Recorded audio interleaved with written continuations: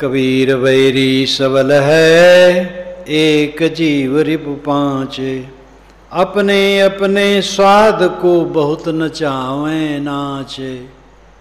साहब कहते हैं वैरी बहुत सबल है, दुश्मन बड़े बलवान है।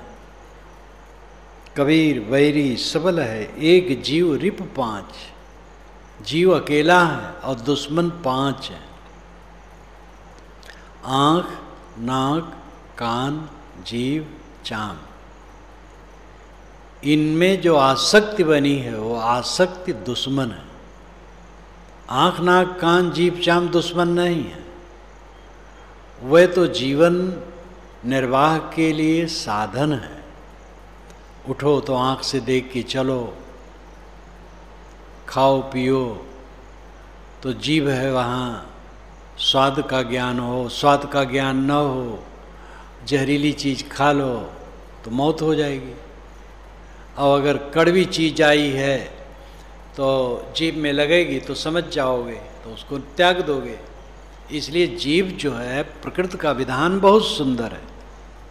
सारी इंद्रियां जीवन गुजर के लिए मिली हैं, अब इनका दुरुपयोग करते हो तो नुकसान होगा। पांचों ज्ञान इंद्रियों में गोस्वामी जी ने कहा है कि इंद्रिन द्वार झरोखा नाना, ता ता सुर बैठे कर थाना। आवत देखई विषय बयारी, ते हठ देहि कपाट उघारी। इंद्रियों के द्वार पर देवता बैठे हैं, विषय वायु जब आता है तो वे देवता हठ पूर्वक फाटक खोल देते हैं और अंदर में वासना आ जाती है। तो ये जो वैदिक और पौराणिक ढंग से कथन है, उस ढंग से उन्होंने कथन किया कि हर इंद्री पर देवता बैठे हैं। देवता वो कोई नहीं, आपकी वासना है, उनकी आसक्तियाँ हैं और आसक्तियाँ आपके वश हैं। स्वतंत्र देवता बैठे हैं तो आपको कोई बस ही नहीं है, वो खड़मंडल करते रहेंगे। इसलिए कथनों में जितनी बातें आई हैं उनकी निरख परख किए बिना कोई उद्धार नहीं पा सकता। परंपरा से प्राप्त बातों में, चर्चाओं में, ज्ञान के ग्रंथों में जितनी बातें हैं वो सब परीक्षा पूर्वक ग्रहण करने और त्याग करने योग्य हैं। आपके अलावा आपके शरीर में कोई स्वतंत्र नहीं है। आँख, नाक, कान, जीभ, चाम ये स्वतंत्र नहीं है। मन स्वतंत्र नहीं है। काम, क्रोध, लोभ, मोह ये स्वतंत्र नहीं है। आप स्वतंत्र हैं। आप चाहें तो इनको अपने वश में रख सकते हैं। एक जीव है और दुश्मन पांच हैं। काम, क्रोध, लोभ, मोह, अहंकार भी कहा जा सकता है कि पांच दुश्मन हैं, किंतु पांच ज्ञान इंद्रियों में जो उनके विषयों की आसक्ति बैठी है वही असली दुश्मन है। अपने अपने स्वाद को बहुत नचावें नाच। अपने अपने स्वाद के चक्कर में बहुत नाच नचाते हैं। जीभ का स्वाद, आँख के रूप का मोह, संकल्पन, स्पर्शन, दृष्टि, मोह, ये श्रुति वचन है।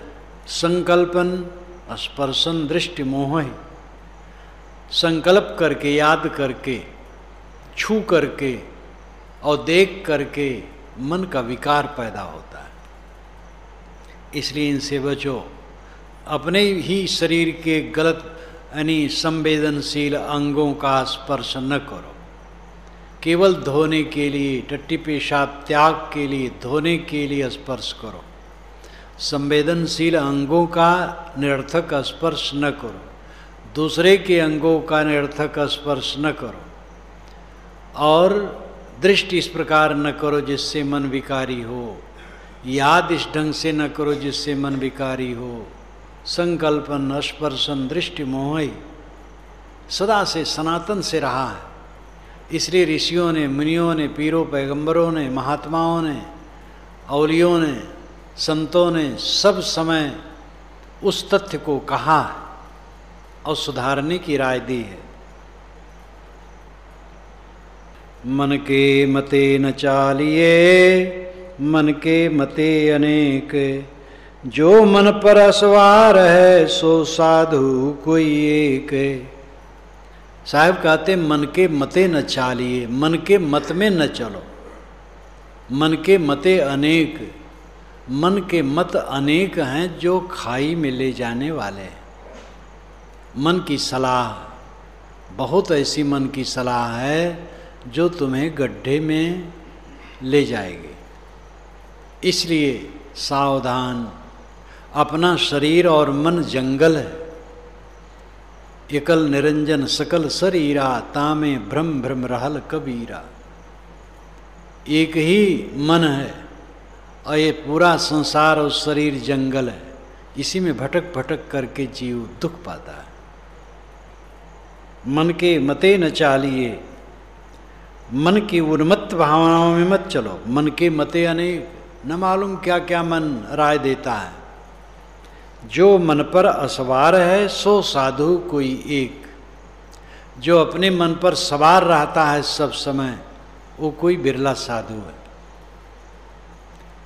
साधु शब्द सुन करके जो साधु वेश में नहीं हैं, वो ये मत समझें कि ये उपदेश इनके लिए है जो आगे बैठे हैं।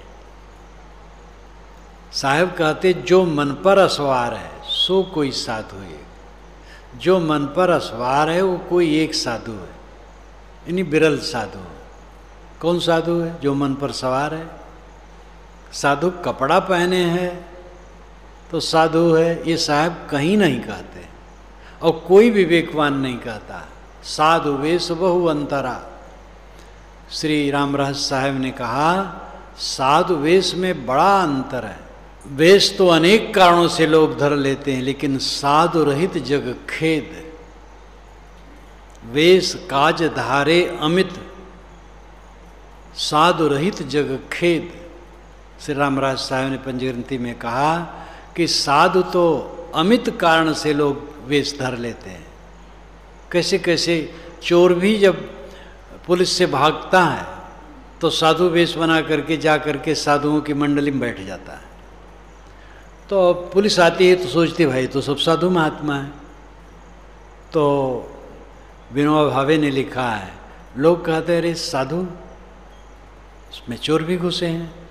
तो भाई चोर घुसे हैं साधु में तो इससे भी साधु की ही महिमा है। चोर समझता है हम साधु वेश में रहेंगे तो हमें लोग अच्छा समझेंगे, तो ये साधु का महत्व है। वो तो चोर की गलती है जो ऐसा करता है, लेकिन वो समझता है जब हम साधु वेश में होंगे तो हमें लोग अच्छा मानेंगे। इसका मतलब साधु वेश अच्छा है और साधु वेश जो पहने वो अच्छा रहा है। इसलिए साधु की इसमें तौहीनी नहीं है, गलती चोर की है जो छिप करके बैठा है वहाँ। तो जो मन पर सवार है वो साधु है, चाहे गृहस्थ हो, चाहे विरक्त हो, चाहे स्त्री हो, चाहे पुरुष हो, चाहे नपुंसक हो। जो मन को वश में करे वो साधु है। और मन को वश में न कर पावे तो हम लोग कपड़ा पहने हैं और मन को नहीं वश में अगर हम लोगों में से कोई किया है तो साधु नहीं। इसलिए साहब ने कहा है साधु होना चाहिए पक्का होई के खेल, कच्चा सरसों पेर के खरी भया न तेल। साधु होना चाहिए कहा, साधु बनना चाहिए नहीं कहा। होना अंदर से है, बनना बाहर से। ओढ़ करके, कपड़ा ओढ़ करके साधु बना जाता है और अंदर से साधु हुआ जाता है। तो जो कोई हो जो मन को वश में करे वो साधु है। मन पांचों के बस पड़ा, मन के बस नहीं पांचे। जित देखूं तित दौं लगे, जित भागूं तित आगे। मन पांचों के बस पड़ा, आँख नाक कान जीभ चाम, ये पांचों इंद्रियों के विषयों के चक्कर में मन पड़ा है। जीभ की लोलुपता, आँख से देख करके रूप के विषय में लोलुपता, स्पर्श की लोलुपता, गंध की लोलुपता, शब्द की लोलुपता, अपनी मान बढ़ाई, सुन बहुत खुश हो गए, विषय वासना के शब्द में बहुत खुश हो गए। इन पांच विषयों की लोलुपता के बस में ये मन पड़ा। मन पांचों के बस पड़ा, और मन के बस नहीं पांच। जब ये पांचों मन के बस में हो जाए, यानी मन विवेकी हो जाए और मन आर्डर दे और इंद्रियां संयत, ये जीवन है। मन ने, विवेकवान मन ने आज्ञा दी, सारी इंद्रियां संयत। ये मन विवेकवान हो जाए तो ये गुरु है, महान है, ब्रह्म है। मनम ब्रह्म, ऋषियों ने मन को भी ब्रह्म कहा। हर अच्छी वस्तु को ऋषियों ने ब्रह्म कहा। और मन गंदा है तो इससे अधिक और दुश्मन कौन होगा। जित देखूं तित दौं लगी, मन बस में नहीं, इंद्रियां बस में नहीं, तो चारों तरफ मानो दावाग्नि, दव अग्नि, दव कहते जंगल को, और उसमें जो आग लगती है उसको दावाग्नि। वैसे दौ से भी जंगल की आग का माना जाता है। मन और इंद्रियां शांत नहीं, उद्वेगित हैं, तो जहाँ जाओ जित भागू तित आँच, जहाँ जाओ वहाँ आँच है। मन के मारे बन गए बन तज बस्ती माही, कहें कबीर क्या कीजिए ये मन ठहरे नाही। मन के मारे, मन के चक्कर में पड़े तो जंगल चले गए कि जंगल में जाकर के ध्यान करूँगा, मस्त हो जाऊँगा। लेकिन गुरु की शरण नहीं, उपदेश नहीं, भक्ति श्रद्धा नहीं, समझ नहीं, जंगल में जाके क्या होगा। जो खुराफात पहले से कमा के रखे हो जंगल में वो उठाओ धरोगे मन में, तो बन तज बस्ती माए, फिर वन छोड़ करके बस्ती में आ गए। कहें कबीर क्या कीजिए ये मन ठहरे ना है। जब मन नहीं ठहरेगा तो न बस्ती में आनंद है और न वन में आनंद है। इसलिए मन को वश में करने का तरीका है, जिन्होंने अपने मन को वश में किया है उनका संपर्क करो, उनमें भक्ति भावना करो, उनसे उपदेश शिक्षा ग्रहण करो और उनके बताए नियमों से चलो। और जहाँ जहाँ मन में भ्रम हो फिर उनसे पूछो। अगर डॉक्टरी करना है तो डॉक्टर के पास रह करके सीखो, उनके निर्देश का पालन करो, उनमें श्रद्धा करो, उनकी बात मानो। वकालत करना है तो एक अच्छे वकील के पास रह करके प्रैक्टिस करो और उनके निर्देश के अनुसार चलो। एक वकील ने बताया, जब हम अपने वकील के पास रह करके सीख रहे थे पढ़ने के बाद, तो एक मुकदमा उन्होंने दिया तहसील का, तो वहाँ गया केंद्र छोड़कर, मुकदमा लड़ा और विजयी हुआ। तो विजयी होकर के जब आया तो शुल्क तो बड़ा वकील लेता था, छोटे को मिलता नहीं था। तो कई उसके सहायक वकील बैठे थे मेज के चारों तरफ, बड़ा वकील था। तो एक अपने खास वकील से कहा, इसको 10 रुपया दे दो, ये मुकदमे में विजय करके आया, इसको 10 रुपया दे दो। इसी ढंग से कहा। तो उसके सहायक वकील ने 10 रुपया निकाल के उसको दिया। तो उसने मुझे कहा कि मैंने डायरी में लिखा दिन तारीख मुकदमा, ये भी लिखा गुरु जी ने इस ढंग से कहा और 10 रुपया आज मुझे मिला। तो कहते हैं कि अखाड़ा का लतमरुआ पहलवान होता है, जो अखाड़े में पहलवानों का लात सहता है वही पहलवान हो जाता है। अब बिना भक्ति किए मुक्ति चाहते हैं, अपने गुरु बन करके बैठ गए तो क्या होगा। पहले हर जगह सीखना पड़ेगा, कोई ऐसी जगह नहीं है कि बिना सीखे समझे हो। मन मुरीद संसार है गुरु मुरीद कोई साध है, जो मन माने गुरु वचन को ताका मता अगाध है। मन मुरीद संसार है गुरु मुरीद कोई साध है, जो माने गुरु वचन को ताका मता अगाध है। मन का मुरीद संसार है, संसार का मतलब संसार के लोग। मुरीद का मतलब शिष्य। संसार के सारे लोग मन के गुलाम हैं। गुरु मुरीद कोई साध है, गुरु का मुरीद, सदगुरु का शिष्य कोई साधु है। और जो गुरु का मुरीद है वही साध है। गुरु मुरीद, गुरु का शिष्य, शिष्य का मतलब है जो शासन माने, शिक्षा माने, उपदेश माने, वो गुरु मुरीद है।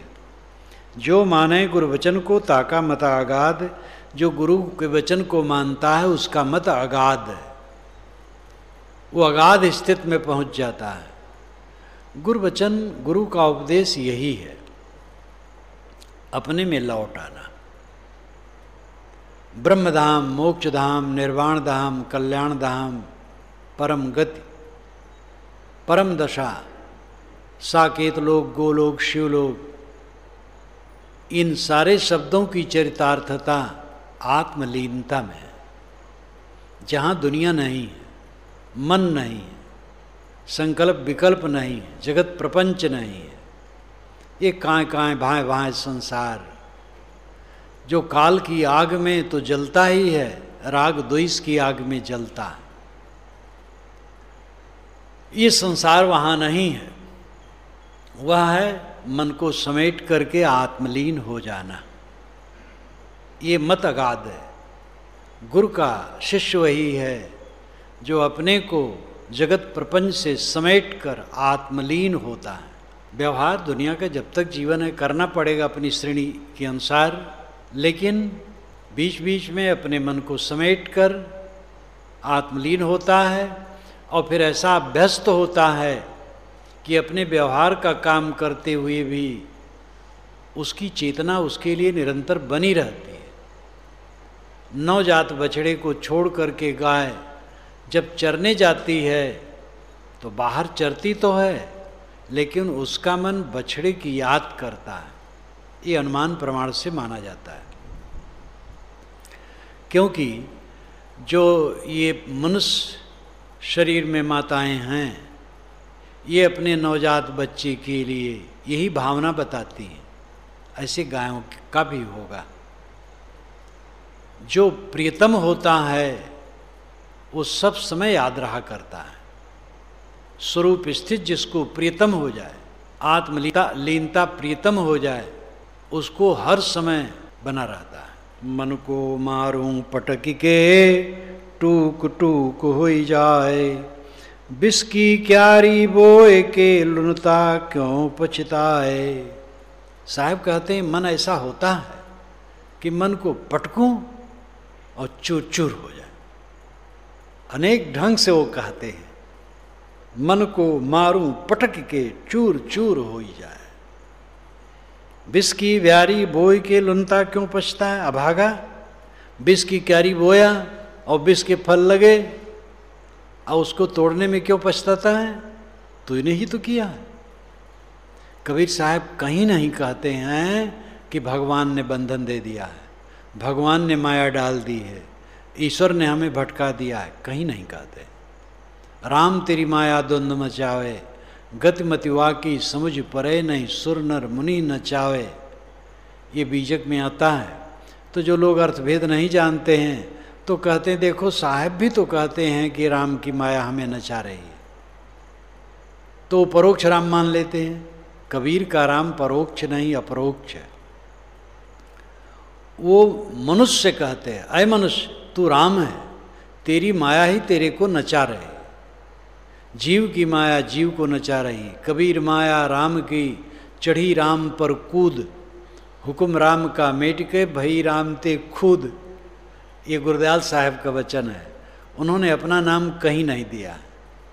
बीजक के बाद पारक सिद्धांत का प्रथम ग्रंथ कबीर परिचय है, जो गुरदयाल साहब का बनाया है पटना के आगे फतुहा आश्रम में। वे संत थे, बहुत प्रतिभावान, 350 साखियों से अधिक साखी है, या लगभग 350 साखियाँ, और 11 शब्द हैं, और कहीं अपना नाम नहीं दिए, कबीर दिया है। एक पंडित ने तो सब का सब संस्कृत श्लोक और शिखरणियों में बना डाला है, बहुत पुरा काल में इतना मुग्ध हुआ। और खंडन तीव्र है। वाद, जल्प और वितंडा 3 कथन होते हैं। वाद सात्विक चर्चा, कहना सुनना। जल्प अपने मत का मंडन करना और दूसरे का खंडन करना, ये जल्प है। और वितंडा है अपना मत न रखना, केवल दूसरे का खंडन करना। तो गुरदयाल साहब की वाणी में वाद तो है, जल्प और वितंडा भी खूब है। वो पंडित इतना मुग्ध हुआ कि सबको श्लोक और शिखरणियों में बना डाला। तो उन्हीं की ये साखी है, कबीर माया राम की चढ़ी राम पर कूद, हुक्म राम का मेट के भई राम ते खुद। राम की माया कूद करके राम पर चढ़ बैठी और राम की आज्ञा मिटा करके खुद मुख्तियार बन गई। तो यहाँ राम का अर्थ है जीव, आत्मा। ये घटघटवासी ही राम है, इनको छोड़ के आप राम कहीं नहीं पाओगे। इसलिए घटघटवासी के साथ छल न करो, दुर्व्यवहार न करो, सबको राम समझ करके सुंदर बर्ताव करो। मन ही को परमोधिये मन ही को उपदेश, जो यह मन को बस करे शीस होए सब देश। साहब कहते मन को परमोधिये, परमोधिये नाम बोध दीजिए। अपने मन बैठो, अपने मन को समझाओ। आपको किसी ने कुछ कह दिया है तो मन से कहो, ऐ मन, जैसा उनका विचार था कह दिए, तुम दुखी क्यों होते हो? तुम ऐसा किसी को न कहो। सबको चीज़ें मिली, आपको नहीं मिली, तो मन को समझाओ, भाई अपना प्रारब्ध नहीं था, नहीं मिला, क्यों हम दुखी होते हैं? सम्मान अमुक ने नहीं किया, हमारा क्या अधिकार है? सम्मान से क्या पेट भरेगा? अपने मन को हरदम समझाओ, हरदम समझाओ। लोग लड़ते हैं, दूसरे ने किया, दूसरे की बुराई देख के लड़ते हैं, कहाँ शांति मिलेगी? अपने मन को देखो, शांति जल्दी से मिल जाएगी। मन ही को परमोधिये, अपने मन को बारंबार समझाओ। मन ही को उपदेश, अपने मन को उपदेश करो। जो अपने मन को समझाने लगता है वो पिता, माता, पुत्र, पत्नी, भाई, बच्चे, पड़ोसी किसी से नहीं लड़ता है, फुर्सत ही नहीं है। अपने मन को समझाना, अपने मन को ठीक करना है, और अपने मन को ठीक कर ले सब ठीक हो जाते हैं। जो यह मन को वश करे शिष्य होए सब देश। जो अपने मन को वश में कर लिया, सारा संसार मानो शिष्य है, सबके ऊपर हो गया। बड़ा सरल रास्ता है, अपने मन को वश में कर लो, बादशाह बन जाओ। मन गोरख मन गोविंद, मन ही अवघड़ सोए, जो मन राखे जतन करी आपे करता होए। कबीर साहब के ज़माने में गोरखपंथियों का बहुत जोर था, और साहब का क्षेत्र भी वो था। बनारस से गोरखपुर का क्षेत्र, ये कबीर साहब का सघन क्षेत्र था। और भ्रमण तो उनका भारत और भारत के बाहर भी था, देश विदेश से हों फिरा।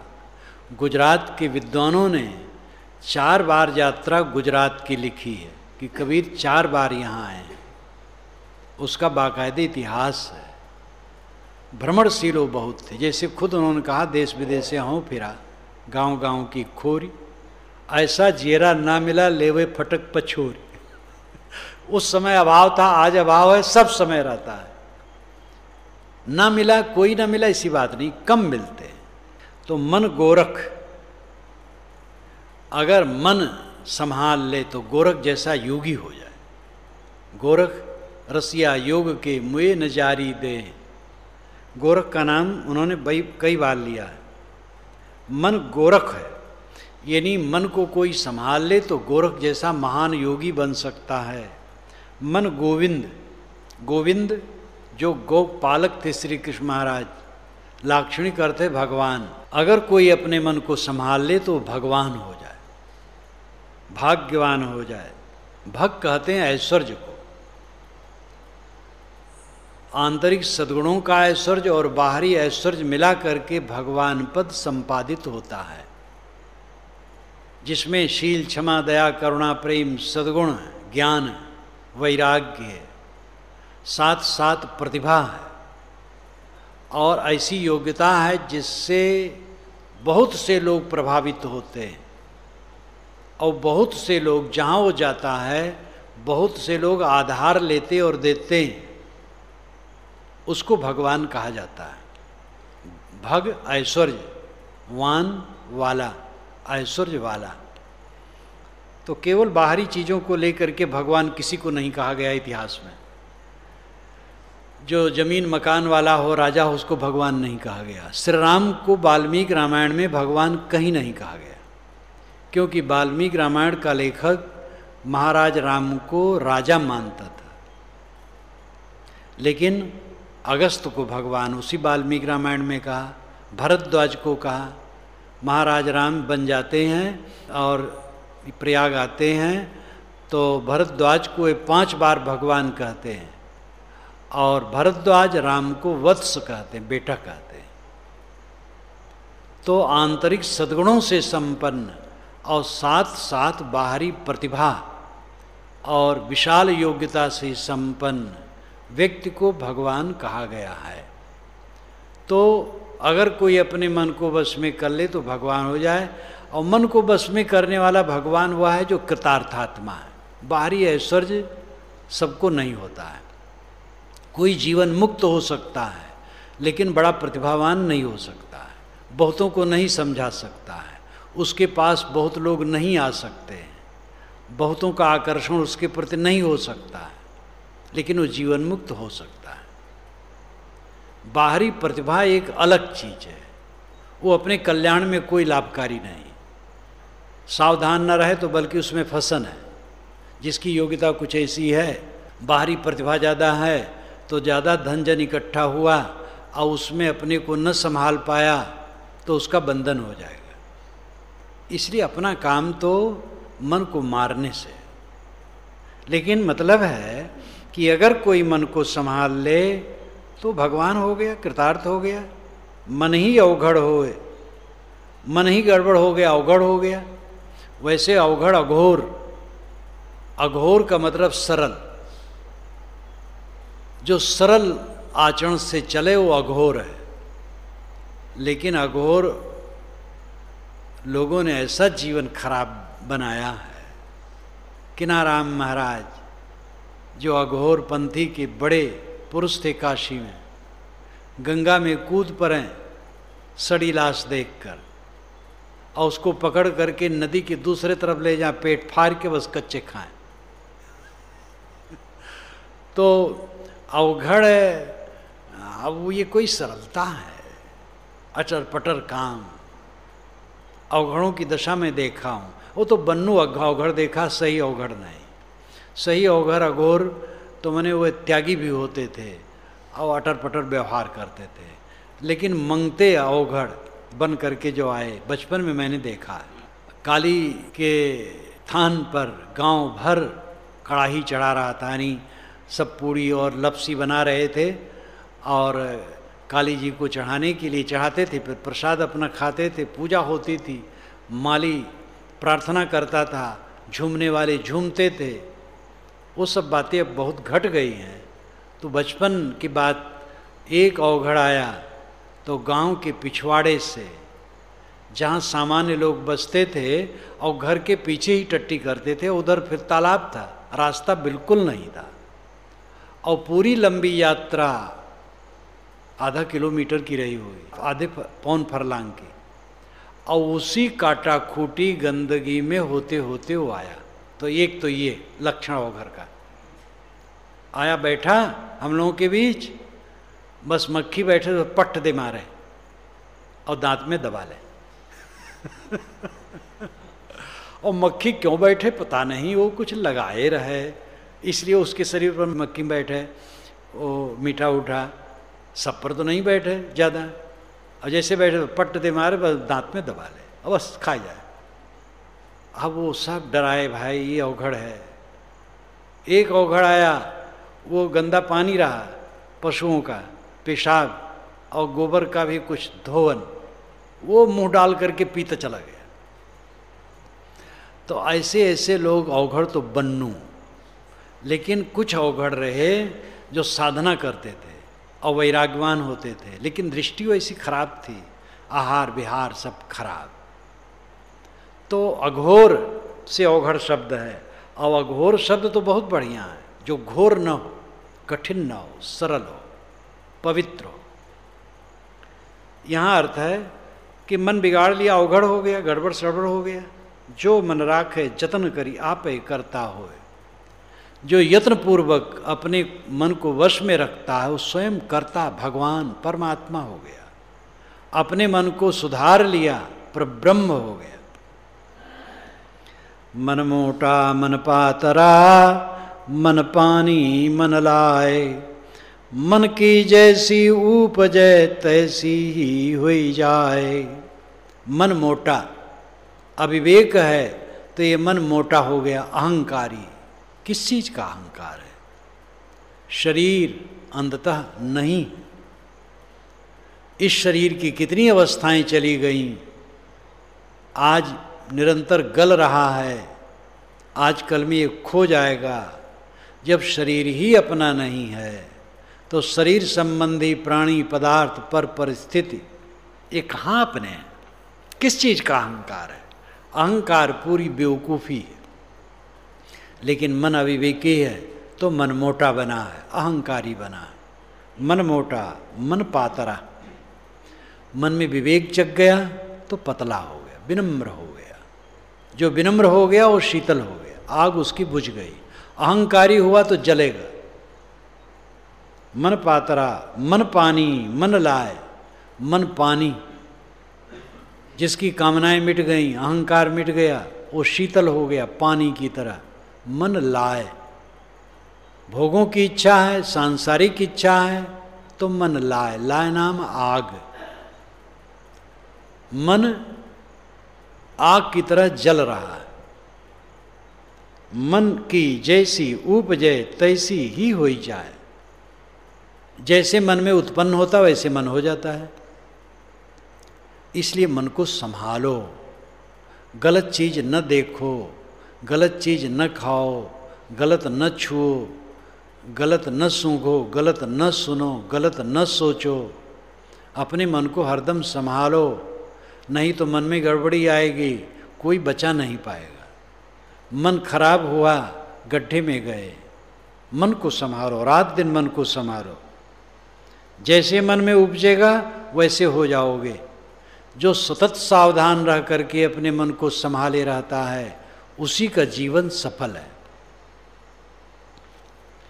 मन दाता मन लालची, मन राजा मन रंक, जो यह मन गुरु सो मिले तो गुरु मिले निसंक। मन दाता, मन में अगर विवेक है तो आदमी दाता होता, दान करता है। ज्ञान दान, द्रव्य दान, मीठे वचन का दान, कोई सहायता, कोई सेवा, अपने पास जो है उसके द्वारा दूसरे की सेवा करता है। मन लालची, मन ही गड़बड़ है तो लालची है, वो लालच करता है। मन राजा मन रंक, मन राजा है, उदार है, और मन रंक है, दरिद्र है, यानी कंजूस है। आत्मा मन राजा, मन निष्काम है तो बादशाह है, और मन में कामनाएं हैं तो दरिद्र है। जो यह मन गुरु सो मिले तो गुरु मिले निसंग। अगर ये मन गुरु से मिल जाए तो निश्चित है शंका रहित गुरु मिल जाएंगे। जो यह मन गुरु सो मिले तो गुरु मिले निसंग। जो हमारा मन गुरु से मिल जाए, गुरु से मिलने का मतलब है निष्कपट निर्मल हो करके गुरु के विचारों में समर्पित हो जाए तो गुरु मिले निसंग। तो शंका छोड़ दो, गुरु तुम्हें मिल जाएंगे। यानी गुरु का उपदेश, गुरु का बोध तुम्हें मिलेगा और अंततः गुरु पद तुम्हें मिल जाएगा। तुम स्वयं गुरु हो जाओगे। गुरु नाम शुद्ध निर्मल। ये नहीं कि गुरु हो जाओगे तो लोगों से सेवा कराओगे तब गुरु हो गए। एक रहे बहोर साहब, बड़े भोले भाले रहे, उनका संपर्क हमारा पड़ा है। तो वो आए साधु में, तो तो साधु महात्मा भी विनोद तो करते ही हैं, उनको भोला भाला जानते थे। तो कहे तो फिर क्या करोगे? कहे अब हम घर नहीं जाएंगे, अब हम साधु हो जाएंगे। तो कहे अच्छा, तो साधु बनोगे कि गुरु बनोगे? तो कहे कि ये बनने से क्या होता है? तो कहे साधु बनोगे तो बर्तन मांजना पड़ेगा, भोजन बनाना पड़ेगा, झाड़ू लगाना पड़ेगा, चौका लगाना पड़ेगा, कपड़ा धोना पड़ेगा, ये सब करना पड़ेगा। और गुरु बनोगे तो खाट पर आपके लिए गद्दा लगा दिया जाएगा, आप बैठे रहोगे। अब आपको लोग नहलाएंगे, कपड़ा धोएंगे, आपको भोजन देंगे, आपकी सेवा करेंगे। तब कहे तब गुरु बनूंगा। तब कहे लेकिन एक बात है, अब साधु आ गए, 10-20 भगत आ गए और कुटी में अन्न नहीं है, तो साधु तो निश्चिंत रहेंगे और गुरु को चक्कर रहेगा कि कहाँ से लावें और कैसे खिलावें, तो ये चक्कर पड़ेगा। तब कहे तो हम साधु ही बनेंगे। बड़े भोले रहे। उनकी कहानी हमारे संस्मरणों में जुड़ी है, लेकिन वो सब कहा करके और मनोरंजन न करूँगा। तो गुरु हो जाता है जो यह मन गुरु सो मिले। अगर निर्मल निष्पक्ष सरल हृदय से गुरु के उपदेशों में समर्पित हो जाओ तो निशंक शंका रहित तुम्हें गुरु मिल जाएंगे, गुरु का उपदेश मिल जाएगा और अंत गुरु मिल जाएंगे, मतलब गुरुपद मिल जाएगा। गुरुपद श्रेष्ठ पद, निष्काम दशा।